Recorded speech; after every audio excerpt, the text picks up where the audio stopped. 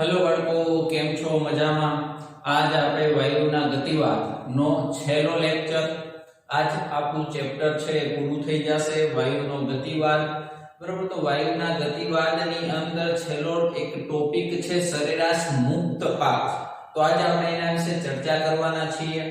બરાબર, તો શરૂઆત કરી સરેરાશ મુક્ત પથ એટલે શું, પણ એ પહેલા સમજીએ કે ભાઈ મુક્ત પથ કોને કહેવાય. કે ભાઈ મુક્ત પથ ખબર હશે તો હું કહી શકીશ કે ભાઈ સરેરાશ મુક્ત પથ શું છે. બરાબર, તો શરૂઆત કરીએ મુક્ત પથથી. તો કે ભાઈ મુક્ત પથ એટલે શું? તો કે મુક્ત પથ એટલે કે બે અણુઓ વચ્ચેની અથડામણ, બે અણુઓ વચ્ચેની અથડામણનું અંતર એટલે મુક્ત પથ. બરાબર, ફરીથી બોલું છું, મુક્ત પથ એટલે શું? તો કે બે અણુઓ હોય એમની વચ્ચે અથડામણ થાય. બરાબર, અણુઓ વચ્ચે બે ક્રમિક અથડામણ અથવા બરાબર કોઈ બે અણુ, ચાલો દોરીને સમજાવું તો કે ભાઈ કઈ રીતના અણુઓ વચ્ચેના ક્રમિક અથડામણ હોય, બે ક્રમિક અથડામણ. બરાબર, તો સમજો, જો કે મારી પાસે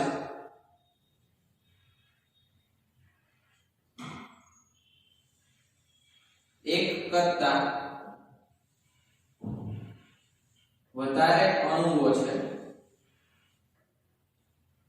કે સરેરાશ પછી ખાલી મુક્ત પથ એટલે શું એ સમજીએ કે ભાઈ મુક્ત પથ એટલે શું. બરાબર,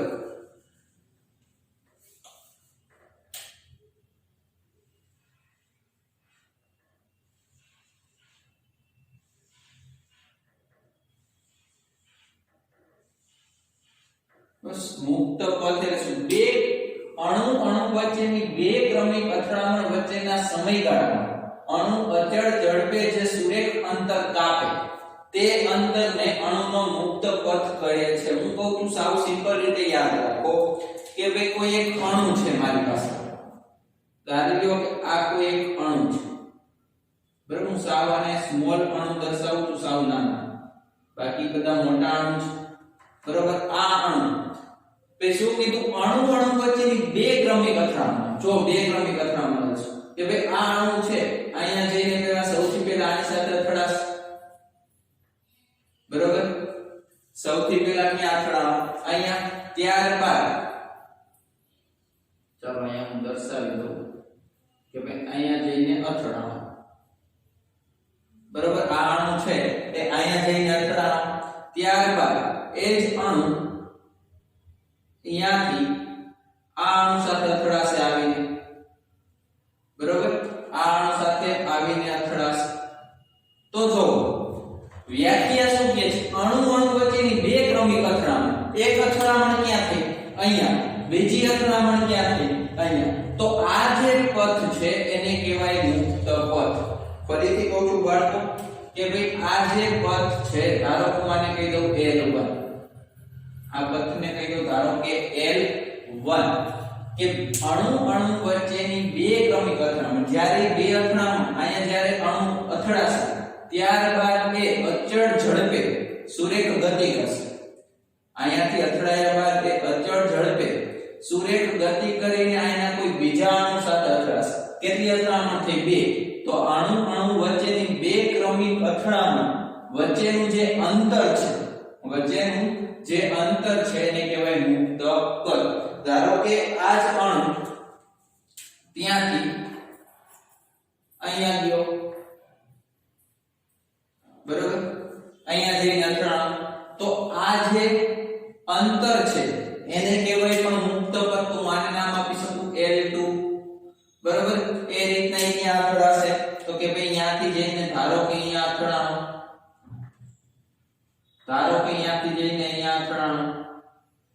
બરાબર, તો આ બધા જે અંતર છે એને કહેવાય મુક્ત પથ. ફરીથી બોલું છું બાળકો કે મુક્ત પથ એટલે શું? તો કે અણુ વચ્ચેની બે ક્રમિક અથડામણ હોય. એક અથડામણ વચ્ચે જે અણુ છે, જે અથડાય છે, જે અણુ એ અચળ ઝડપે સુરેખ ગતિ કરીને બીજા અણુ સાથે અથડાશે. એ બે અથડામણ વચ્ચેનું જે અંતર છે એને કહેવાય મુક્ત પથ. ધારો કે આ L1 છે, આ L2 છે, આ L3 છે, આ L4 છે. બરાબર?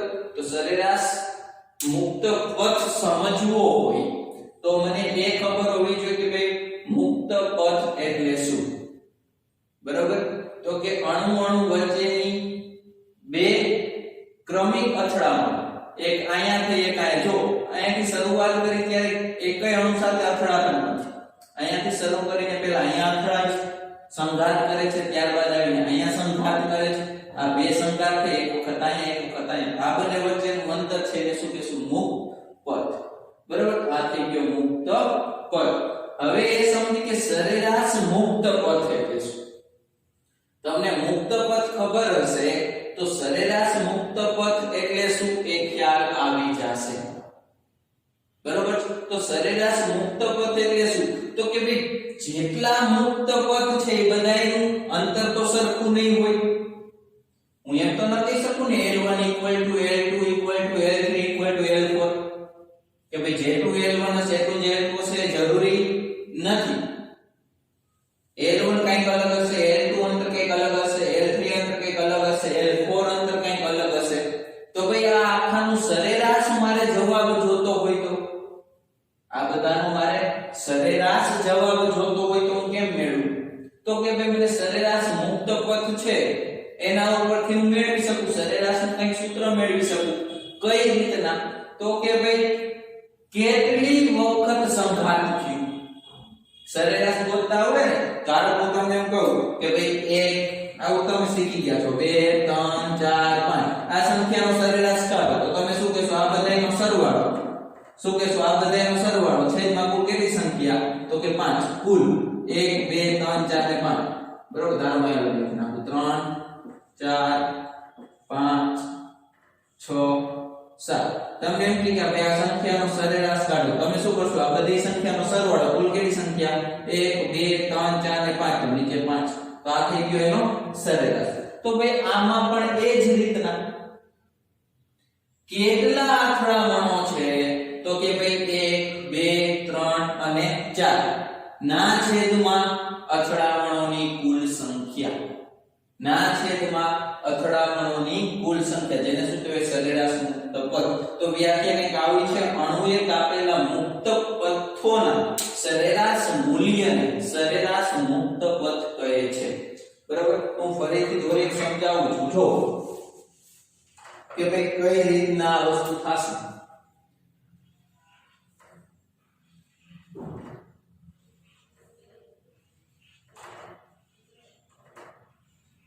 બરાબર? સરેરાશ મુક્ત પથ એટલે શું? તો કે ભાઈ હમણાં આપણે આગળ જોઈ ગયા એમ કે મુક્ત પથમાં કે ધારો કે અહીંયાથી કોઈ એક અણુ છે જઈને અહીંયા સંઘાત કરે છે, અથડામણ કરે છે, ત્યારબાદ અહીંયા અથડામણ કરે છે. બરાબર? તો આ એક અંતર થયું બે ક્રમિક અણુઓ વચ્ચેનું અથડામણ. ત્યારબાદ તે અહીંયા જઈને અથડામણ કરે છે, ત્યારબાદ અહીંયા જઈને અથડામણ કરે છે, ત્યારબાદ અહીંયા જઈને. બરાબર? ધારો કે આવા n અથડામણો છે. ધારો કે આવા કેટલા n અથડામણો છે. બરાબર? આ હતું L1 મુક્ત પથ, આ તો L2 મુક્ત પથ, સોરી આ L2, આ તો L3 અને આ છે L4. બરાબર? ચાલો અત્યાર સુધી અહીં સુધી રાખીએ.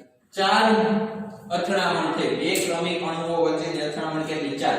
તો તમે કહ્યું કે સરેરાશ મુક્ત પથ એટલે શું? સરેરાશ મુક્ત પથને L12 વડે દર્શાવાય ઉપર લીટો L12. બરાબર? તો L12 એટલે શું? તો કે ભાઈ મુક્ત પથ ના અંતરોનો સરવાળો. મુક્ત પથ ના અંતરોનો સરવાળો એટલે કે L1 L2 L3 L4. L1 L2 L3 L4 ના છેદમાં અથડામણોની કુલ સંખ્યા. ના છેદમાં અથડામણોની કુલ સંખ્યા. કુલ કેટલી સંખ્યા છે? ભાઈ આને n વડે પણ દર્શાવાય. મને કુલ સંખ્યાઓને કેના વડે દર્શાવી શકું? n વડે, સ્મોલ n. બરોબર, તો કુલ કેટલી સંખ્યા છે? તો કે ભાઈ 4 વખત સંઘાત થયું, એટલે કે 4 મુક્ત પદ છે. 1 2 3 અને 4. તો શું લખીશ? L1 L2 L3 L4 ના છેદમાં 4 ના છેદમાં 4. કઈ હું આ ઉદાહરણ લીધેલું છે એના 4 લખું છું, યાદ રાખજો. મેં 4 લખ્યા છે, સૂત્રના નથી. આ જે ઉદાહરણ લીધું છે એમાં 4 મુક્ત પદ છે એટલે છેદમાં 4. ધારો કે આવા n અથડામણો થાય છે. ધારો કે આવા n અથડામણો થતા હોય તો ધારો કે આવા n અથડામણો થતા હોય તો એના સરેરાશ મુક્ત પથનું સૂત્ર શું થશે? L12 બરાબર L1 plus L2 plus L3 plus L4 plus up to n સુધી, જેટલા હોય એટલા, અપ ટુ n સુધી, Ln ના છેદમાં કુલ કેટલા અથડામણો? n છેદમાં કુલ કેટલા અથડામણો? n. આ શેનું સૂત્ર થઈ ગયું? તો કે સરેરાશ મુક્ત પથ. આ શેનું સૂત્ર થશે? સરેરાશ મુક્ત પથ. તો બાળકો ખાસ યાદ રાખજો કે સરેરાશ મુક્ત પથ એટલે શું? તો કે એના પહેલા તમને મુક્ત પથ ખબર હોય છે. મુક્ત પથ કોને કહેવાય? તો કે બે ક્રમિક અથડામણો વચ્ચેનું અંતર. અણુની બે ક્રમિક અથડામણો વચ્ચેનું અંતર એ મુક્ત પથ છે. એવા તો ઘણા બધા મુક્ત પથ હોઈ શકે અને બધાનું મૂલ્ય અલગ અલગ હોય. L1 જેટલું એટલું જ L2 એટલું જ L3 એટલું L4 એ શક્ય નથી. શક્ય હોય પણ ન પણ હોય. બરાબર, બધા સરખા હોઈ શકે અને ના પણ હોય. તો બધાનો સરવાળો ના છેદમાં જેટલા અથડામણ છે એની સંખ્યા, તો શું થઈ જશે? સરેરાશ મુક્ત પથ. તો બાળકો મુક્ત પથ યાદ રાખો તો સરેરાશ મુક્ત પથ એમનેમ યાદ રહી જશે. બરાબર, આ એક સાવ સિમ્પલ રીત છે સરેરાશ મુક્ત પથ શોધવાની. કે ભાઈ તમને એમ કહી દે આટલા અંતરો છે, બરાબર, આટલા અંતરો છે, મુક્ત પથ અંતરો, બરાબર, 3 4 5 6 7 જે પણ સંખ્યા આપી દે, બેનો સરેરાશ કાઢો તો 6 સંખ્યા હોય તો 3 4 5 6 7 જેટલી હોય છેદમાં કુલ સંખ્યા. બરાબર, તો આ તો સિમ્પલ ગણતરી છે. પણ ઘણી વખત એવી ગણતરી આવે કે જેના માટે તમને અણુઓની સંખ્યા કહી દીધું હોય, બરોબર, અને તમને કંઈક અંતર શું કે નળાકાર આપી દે, નળાકારની અંદર અણુઓ હોય, એમની વચ્ચે કંઈક અથડામણો થતી હોય તો એના માટે જો શોધવું હોય સરેરાશ મુક્ત પથ તો આ સૂત્ર ઉપરથી શોધી શકાય નહીં. તો એ કઈ રીતના શોધાય એની વાત કરીએ. બરાબર, કે ભાઈ કોઈ નળાકાર છે એની વાત હોય. બરાબર, આ તો સિમ્પલ છે, આવું તો નથી જવાનું. આવું તો કોઈ તમને પૂછવાના જ નથી કે ભાઈ આવી રીતના તમને આપી દે એક કરતા વધારે મુક્ત પથ તો ભાઈ ખબર છે બધાનો સરવાળો કુલ કેટલા મુક્ત પથ હતા એટલી અથડામણ નીચે લખી નાખો, જવાબ આવી. પણ એવું કોઈ આવશે નહીં. ધારો જો કઈ રીતનું છે, તમને કેવા પ્રશ્ન આવી શકે કે ભાઈ મારી પાસે ઘણા બધા અણુઓ છે, બધા અણુઓનો વ્યાસ સરખો છે, બધા અણુઓનો વ્યાસ કેવો છે? સરખો.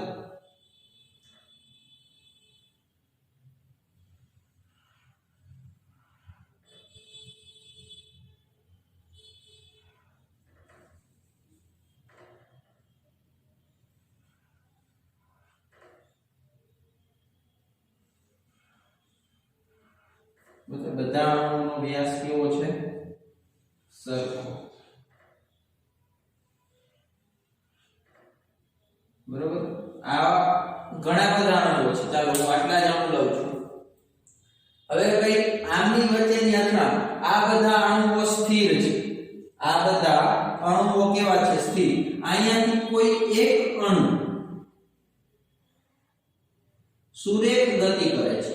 ભાઈ શું કામ સુરેખ ગતિ કરે છે એની પૂર્વ ધારણા મેં તમને અગાઉ કહેલી છે કે અણુ છે એ સુરેખ ગતિ જ કરે છે એવી પૂર્વ ધારણા એવું ધારીને ચાલવામાં આવે છે, બરાબર। કાં તો x માં સુરેખ ગતિ, કાં તો y માં, કાં તો z માં। તો ભાઈ આ જે અણુ છે એ સુરેખ ગતિ કરે છે જ્યારે આ બધા અણુઓ છે એ સ્થિર છે।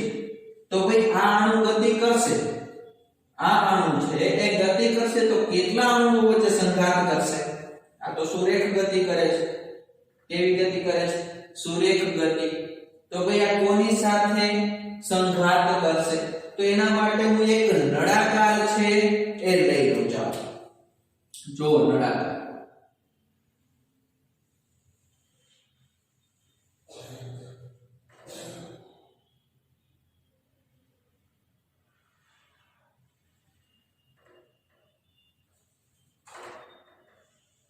બરોબર, ધારીને ચાલુ છું બધું। આ એક નળાકાર છે, બધાયના વ્યાસ કેવા છે? સરખા d વ્યાસ। ધારો કે અહીંયા પણ અણુ છે, બરોબર। તો જો આ અણુ છે એ આ નળાકારની અંદરથી જ ગતિ કરશે।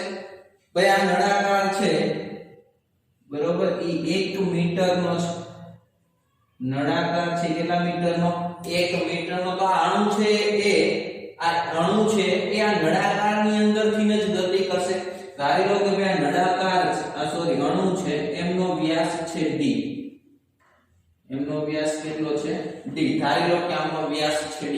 મેં એમ કીધું હતું કે બધા અણુઓનો વ્યાસ સરખો છે, બધા અણુઓનો વ્યાસ કેટલો છે? સરખો। તો ભાઈ આનો વ્યાસ કેટલો થશે? અડધો અણુ અંદર છે એવી રીતના જ મેં દોરેલું છે, બરાબર। તો આનું થશે d/2, આનું પણ થશે d/2, બરાબર। અને આ અણુ છે એમની વચ્ચેથી નીકળશે, અહીંયાથી વચ્ચે। તો જો અહીંયાથી વચ્ચેથી નીકળશે તો આનું કેટલું? d અંતર વ્યાસ, આનું d/2, આનું d/2। તો આનું છે આની સાથે સંઘાત કરશે, અથડામણ આની સાથે તો કરશે કેમ કે વચ્ચેથી જવાની જગ્યા નથી, અહીંયાથી વચ્ચે જવાની જગ્યા છે પણ એની સાથે અથડામણ કરશે કેમ કે આ અંતર d/2, આ અંતર એ d/2, આ અંતર આખું d। ધારો કે અહીંયા પહોંચી ગયો સુરેખ, આ ભાઈ જે અણુ છે એ સુરેખ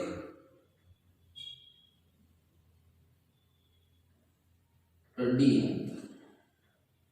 સુરેખ ગતિ કરીને આ જગ્યાએ પહોંચે છે। તો ભાઈ આની સાથે સંઘાત અનુભવશે, અથડામણ, બરાબર, આની સાથે અથડામણ કરશે। તો કેમ કે ભાઈ આ બધા અણુઓ સ્થિર છે એટલા માટે હું કહી શકું કે આ જે નળાકાર છે એમની અંદર જેટલા અણુઓ હશે એમની સાથે જ આ સંઘાત કરશે, બરાબર। પણ આ d/2 અંતરથી કોઈ અણુ છે, ધારો કે અડધો અંદર છે, અડધો બહાર, પણ જો એ d/2 જેટલો અંદર હશે તો એની સાથે સંઘાત કરતો જ હશે આ, અથવા તો એના કરતા સાવ અણુ અંદર છે। ધારો કે એમ કહું કે કોઈ એક અણુ આ રીતના છે, જો કોઈ એક અણુ આ રીતના છે, તો ભાઈ આની સાથે સંઘાત નહીં થાય, આની સાથે સંઘાત નહીં થાય। ધારો કે આ રીતના છે તો આની સાથે પણ સંઘાત નહીં થાય। કાં તો d/2 જેટલો અંદર હોવો જોઈએ, કાં તો આખે આખો અંદર હોવો જોઈએ, તો જ આ અણુ છે એની સાથે સંઘાત કરશે કેમ કે સુરેખ ગતિ કરે છે, આમ આડો અવરો નથી જતો, સીધો જ ગતિ કરે છે, બરોબર। તો હવે ભાઈ આનું અંતર d, આ d/2, આ d/2, તો આખું અંતર કેટલું થાય? 2d થાય। આનું આખું અંતર, આખું અંતર 2d થાય। d/2 એટલે d, અને આ આખો d, એટલે આ નળાકારનો વ્યાસ છે કેટલો થઈ ગયો? 2d, બરાબર। આનો વ્યાસ કેટલો થઈ ગયો? 2d। બહુ એમ કહી દઉં કે આ જે અણુ છે એ આની અંદર ગતિ કરશે ત્યારે ભાઈ નળાકારની અંદર રહેલા કેટલા અણુઓ સાથે અથડામણ કરશે? તો હું એક વસ્તુ ધારીને ચાલુ, ધારો કે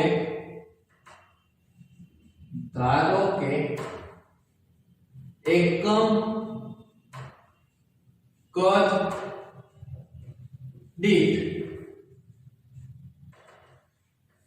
બરોબર એકમ કદ દીઠ અણુઓની સંખ્યા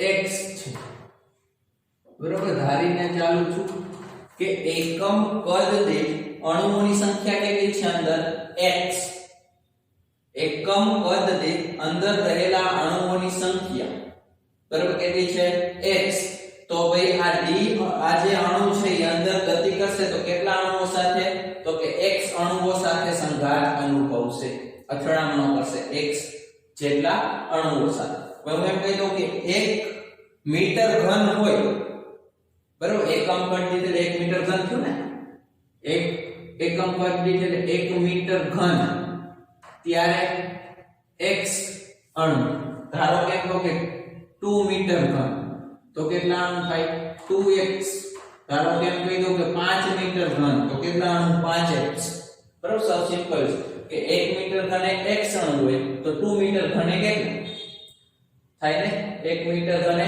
x તો 2 મીટર ઘને કેટલા 2x જ થાય સાવ સિમ્પલ છે યાર 1 મીટર ઘને x તો 2 મીટર ઘને કેટલા ત્રિરાશી મૂકો 2 મીટર ઘન * x upon 1 મીટર ઘન મીટર ઘન ગયા તો 2x રેડી તો 1 મીટર ઘને x હોય તો 2 મીટર ઘને કેટલા 2x તો આપણે તો 1 મીટર ની જ વાત છે જો અગાઉ લીધું હતું કે નળાકાર છે 1 મીટર છે તો 1 મીટર ઘને કેટલા અણુ x એટલે ધારો એકમ કદ દીઠ અણુઓની સંખ્યા કેટલી છે x બરાબર કઈ રીતના 2d આવ્યા નળાકારના તો કે ભાઈ આનું d અંદર વ્યાસ d હતું આનું d/2 આનું d/2 એટલે કુલ કેટલું થયું 2d તો ભાઈ નળાકારનું કદ કેટલું થાય નળાકારનું કદ ભાઈ આ તો નવમામાં સૂત્ર આવતું હતું નળાકારનું કદ કેના જેટલું હોય પાઈ r સ્ક્વેર h બરાબર નળાકારના કદનું સૂત્ર શું છે પાઈ r સ્ક્વેર h r એટલે શું થાય તો કે નળાકારનો વ્યાસ એ કેટલો હશે d આખું 2d તો વ્યાસ કેટલો d તો અહીં r = d લખી શકું r = d અને h કેટલું છે 1 metre h = 1 metre h = 1 metre તો ભાઈ નળાકારનું કદ શું થયું નળાકારનું કદ પાઈ r સ્ક્વેર ની જગ્યાએ શું લખી શકું d નો સ્ક્વેર h ની જગ્યાએ 1 ગુણ્યા 1 તો ભાઈ કુલ કેટલું કદ થયું તો કે પાઈ d સ્ક્વેર કેમ કે એકમ કદની વાત કરીશ જો 1 મીટર છે એટલે અહીંયા 1 જ આવશે h ની જગ્યાએ તો વચ્ચે શું ખાલી નળાકારનું કદ એટલે પાઈ d સ્ક્વેર તો ભાઈ આ હતું નળાકારનું કદ તો નળાકારની અંદર રહેલા અણુઓની સંખ્યા કેટલી નળાકારની અંદર એકમ કદ દીઠ અણુઓની સંખ્યા મને ખબર છે x એકમ કદ દીઠ અણુઓની સંખ્યા ખબર છે x પણ નળાકારની અંદર રહેલા અણુઓની સંખ્યા નળાકારની અંદર રહેલા અણુઓની સંખ્યા કેના જેટલી હશે બાળકો બોલો જો નળાકારની અંદર રહેલા અણુઓની સંખ્યા તો કે ભાઈ નળાકારનું કદ ગુણ્યા એકમ કદ દીઠ અણુઓની સંખ્યા નળાકારનું કદ ગુણ્યા એકમ કદ દીઠ અણુઓની સંખ્યા તો નળાકારનું કદ કેટલું છે પાઈ d સ્ક્વેર નળાકારનું કદ કેટલું છે પાઈ d સ્ક્વેર અને અંદર એકમ કદ દીઠ અણુઓની સંખ્યા કેટલી થશે x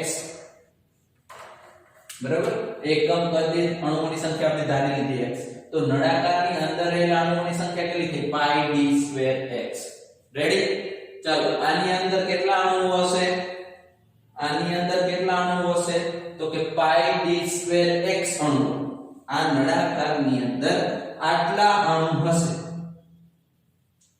બરાબર તો આટલું અથડામણ થશે જેટલા અણુ હોય તે અથડામણ જો આ અંદર જશે તો જેટલા અણુઓ હશે એટલા અણુઓ સાથે શું કરતો જશે અથડામણ કરતો જશે અને અને નળાકાર કેટલો 1 મીટર, તો કે 1 મીટર સ્થાનાંતર કરશે આ અણુ આ નળાકારની અંદર જઈને એ 1 મીટર સ્થાનાંતર કરશે ત્યારે આટલા અથડામણ થશે, આટલી વખત સંઘાત થશે. તો હું કહી શકું કે πd²x સંઘાત ક્યારે થશે? તો કે 1 મીટર સ્થાનાંતર, જ્યારે 1 મીટર સ્થાનાંતર આણ કરશે નળાકારમાં ત્યારે πd²x સંઘાત થશે. શું કર? તો કે નળાકારની અંદર રહેલા અણુઓની સંખ્યા જ πd²x છે. તો આ πd²x હોય તો એની અંદર રહેલા અણુઓની સંખ્યા πd²x હોય તો એટલા જ સંઘાત થાય ને કેટલું સ્થાનાંતર કરે છે? 1 મીટર સ્થાનાંતર. તો એક સંઘાત ક્યારે થશે? આટલા πd²x સંઘાત કરે. એક સંઘાત ક્યારે થાય? એક સંઘાત તો બે ત્રિરાશી મૂકી દો આમાં જ. એક સંઘાત ક્યારે થાય? એક સંઘાત બરોબર πd²x સંઘાત ત્યારે 1 મીટર સ્થાનાંતર. તો એક સંઘાત એટલે તો કે ભાઈ એક સંઘાત એટલે કે એક અથડામણ, એક સંઘાત બરાબર કેટલું થશે? 1 મીટર સ્થાનાંતર, 1 મીટર સ્થાનાંતર ના છેદમાં πd²x. આટલું સ્થાનાંતર થશે, આટલું સ્થાનાંતર થશે, આટલું સ્થાનાંતર થશે ત્યારે એક સંઘાત થશે. યાદ રાખજો બાળકો, એક સંઘાત ક્યારે થશે? કે જ્યારે 1/πd²x સંઘાત સ્થાનાંતર થશે ત્યારે. પછી જો આની અંદર આપણે સરેરાશ મુક્ત પથ લીધો બરોબર, સરેરાશ મુક્ત પથ મેં કીધું કે એક અથડામણ તેનું અંતર કેટલું? L1. તો એમ કહો કે ભાઈ આ સંઘાત ક્યારે થશે? એક સંઘાત ક્યારે થશે? તો કે એક સંઘાત ક્યારે થશે? ક્યારે કે ભાઈ આ અણુ છે એ 1/πd²x સ્થાનાંતર કરશે ત્યારે. બરોબર, આ આવ સિમ્પલ રીત હતી બાળકો, સાવ સીધી રીત. પણ જ્યારે નળાકારની આ રીતના સમજીએ કે ભાઈ ઘણા બધા અણુઓ સ્થિર છે, એમાં કોઈ એક અણુ છે એ ગતિ કરીને અથડામણ કરે છે અને પાછો આ અણુ છે સુરેખ જ ગતિ કરી શકે છે. આ રીતના મજા આવે એમ ગતિ ન કરે કે અહીંયા ભટકાય પછી આમ આવે, આમ જાય, આમ જાય. આપણે કેમ કે પૂર્વ ધારણા લીધેલી છે કાં તો ભાઈ x માં ગતિ કરશે, કાં તો y માં, કાં તો z માં. બરોબર, તો આ બંનેની અંદર નળાકારની અંદર જેટલા અણુઓ આવશે એની સાથે જ સંઘાત અનુભવશે, બાકીના અણુઓ સાથે નહીં. તો ભાઈ આની અંદર કેટલા અણુઓ હતા એ પહેલા શોધો. તો કે નળાકારની અંદર રહેલા અણુઓની સંખ્યા કેટલી? πd²x. તો ભાઈ આટલી વખત સંઘાત થશે. તો એ ભાઈ 1 મીટર સ્થાનાંતર પૂરું કરે આ અણુ ત્યારે આટલા સંઘાત થાય. તો એક સંઘાત ક્યારે પૂરું થાય? એક સંઘાત માટે કેટલું સ્થાનાંતર આ અણુને કરવું પડે? તો કે πd²x સંઘાત 1 મીટર સ્થાનાંતર. તો એક સંઘાતે કેટલું? તો કે એક સંઘાતે પૂરું કરવું હોય ત્યારે 1/πd²x જેટલું સ્થાનાંતર કરવું પડે. રેડી? રેડી બાળકો? બરોબર.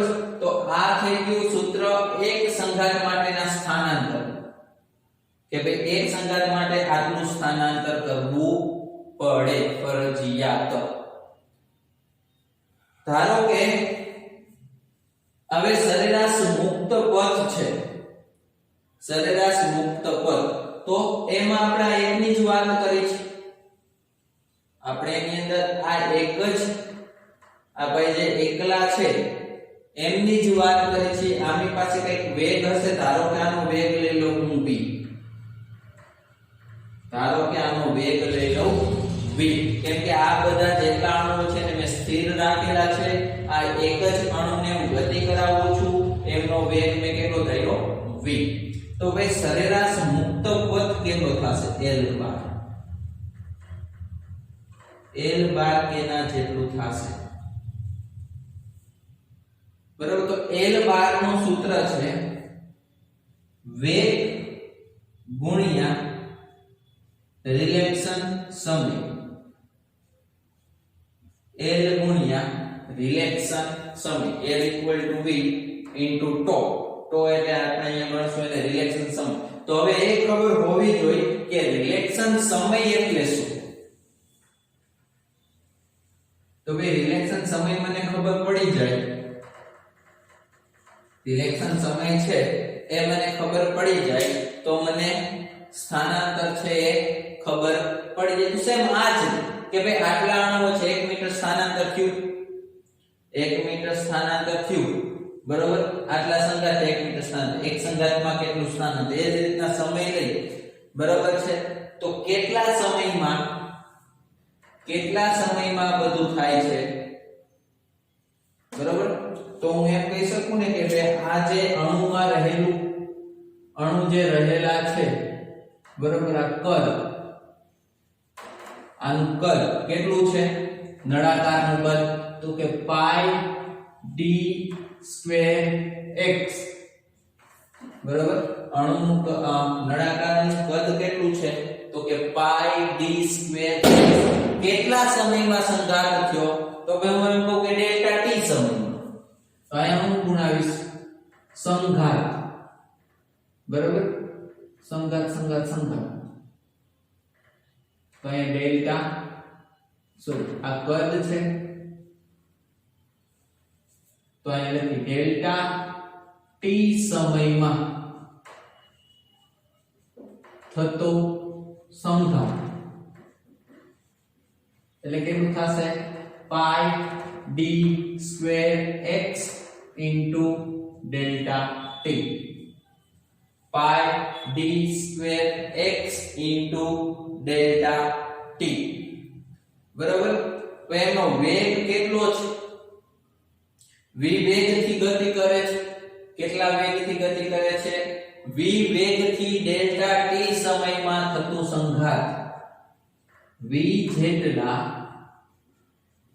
વેગથી ડેલ્ટા ટી સમયમાં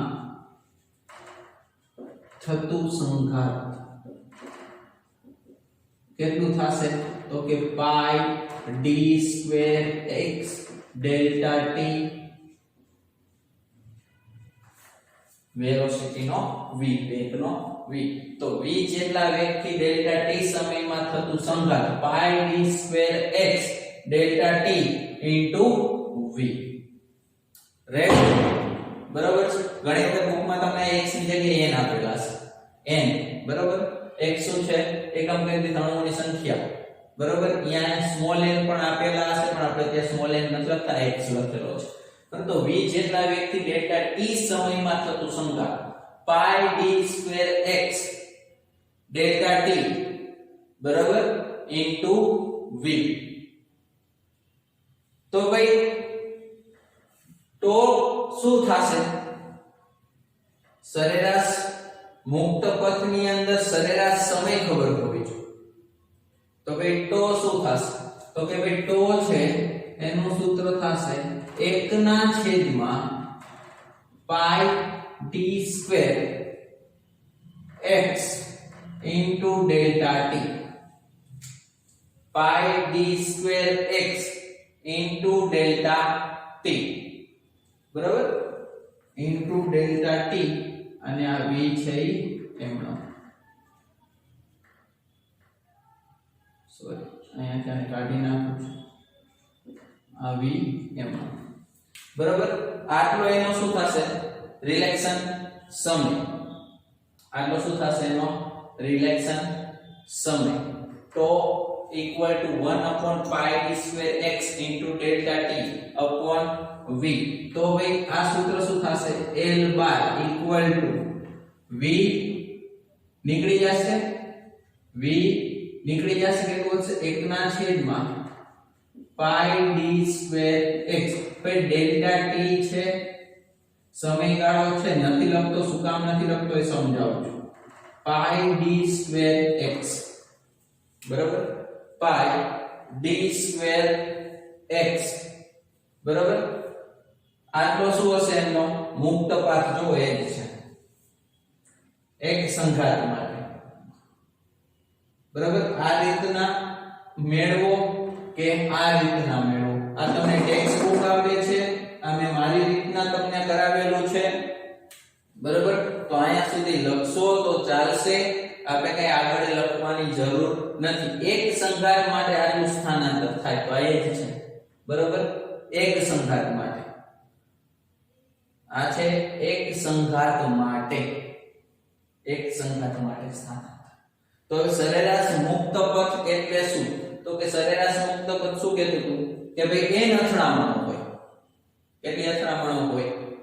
n અથડામણો હોય. તો આની સાથે શું ગણાવી દઉં? ગુણ્યા n. બરોબર, કેટલી અથડામણો હોય?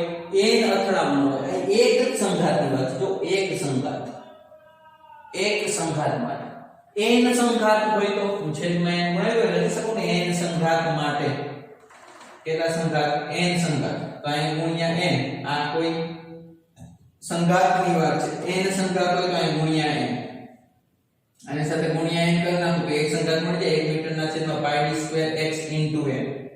બરોબર, તો આ થઈ ગયું l ઇક્વલ ટુ 1 ના છેદમાં પાઈ d square x into n. આ સૂત્ર આપણે યાદ રાખવાનું છે સરેરાશ મુક્ત પથનું. l equal to 1 upon pi d square x into n. અને ધારો કે આ બધા અણુઓ છે જે આ બ્લુ મે અણુઓ દર્શાવેલા છે એ બધા પણ ગતિ કરતા હોય. અત્યારે મેં કેવું સાબિત કરી દીધેલું છે તમને કે આ સ્થિર છે. હવે એમ કહું કે આ બધા અણુઓ પણ ગતિ કરતા હોય તો તમારે એની VRMS, બરાબર, VRMS સરેરાશ વર્ગીકૃત ઝડપ રૂટ મીન સ્ક્વેર, બરાબર, લખીને સાબિત કરવું પડે સૂત્ર. તો એ સૂત્ર કંઈક આવું સાબિત થાય. L equal to 1 upon under root 2 pi d square into x. બરોબર, એક આવું સૂત્ર છે. હવે x છે અહીંયા શું લખેલું હશે? n લખેલું હશે. બરોબર, x છે અહીંયા શું લખેલું હશે? n. ચાલો y ને કાઢી નાખું છું અહીંયાથી, કેમ કે આપણે એક ની જ વાત કરીએ છીએ. એક સંઘાત પાઈ 1 ના છેદમાં પાઈ d સ્ક્વેર x. બરોબર, તો આ થઈ ગયું સરેરાશ મુક્ત ઝડપનું સૂત્ર. ક્યારે? કે જ્યારે બધા અણુઓ છે એ ગતિ કરતા હોય ત્યારે. બરાબર, જ્યારે બધા અણુઓ ગતિ કરતા હોય ત્યારે, ને જ્યારે કોઈ એક જ અણુ ગતિ કરતો હોય બાકી બધા સ્થિર હોય ત્યારે. તો આ સૂત્ર છે એ ખાસ બને યાદ રાખજો. બરોબર, આના ઉપરથી ને તમને એક્ઝામ્પલ છે MCQ સોલ્વ કરવાના આવશે. બરોબર છે, તો ચાલો આટલું ફટાફટ લખી લ્યો, પછી થોડીક નાનકડી એવી વાત કરવી છે.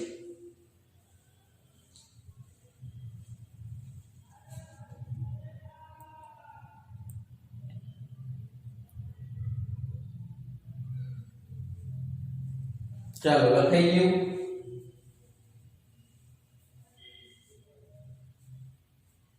રેડી? જો હવે મેક્સવેલ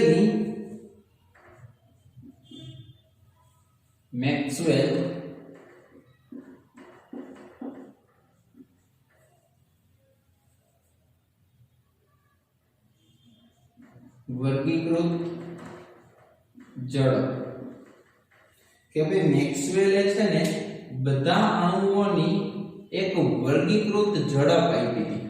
બરોબર, એક આલેખ ઉપરથી એને સમજાયું હતું. બરોબર છે, કઈ રીતના? જો કે ભાઈ